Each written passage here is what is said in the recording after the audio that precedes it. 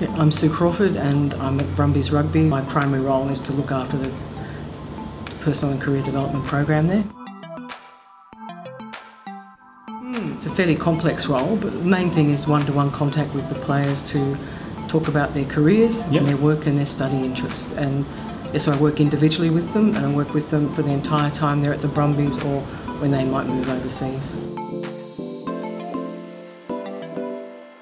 2001 at the end of the season, and the rugby union had been actually piloting a career training scheme, and then they were looking at filling the jobs on a more permanent basis.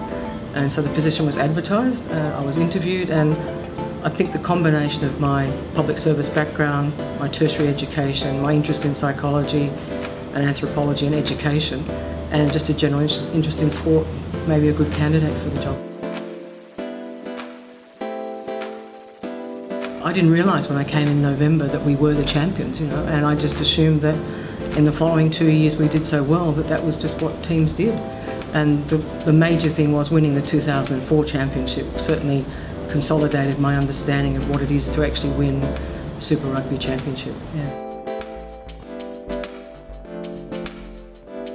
I think on reflection, the 2004 team was more experienced. But when I looked at the video the other night, I realised they were a lot younger than I remember them being. They were probably, more experienced, probably both at Super Rugby and Wallaby level than our current team. But I think the one thing that was common is the passion and the interest to play and the belief in themselves.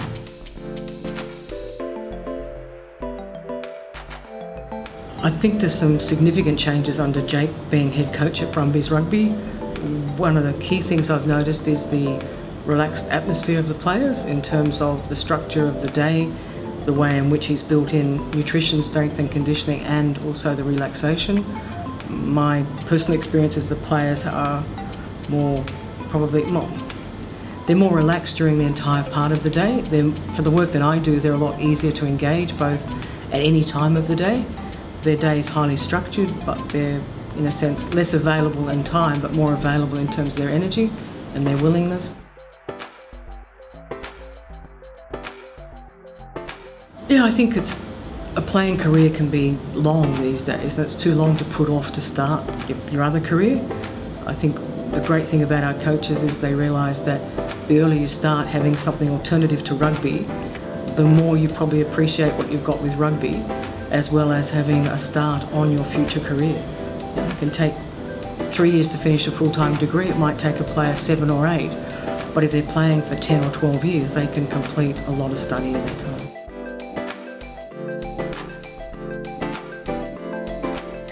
I think the great thing is we're good at recruiting in terms of when you say about championships. I'm thinking of women's basketball who have won, I think, 8 national championships. The other teams that have done exceptionally well. Probably the fact that in Canberra it's smaller, a little bit more closer knit, and I think also that the public allow players and sports people generally to have a life.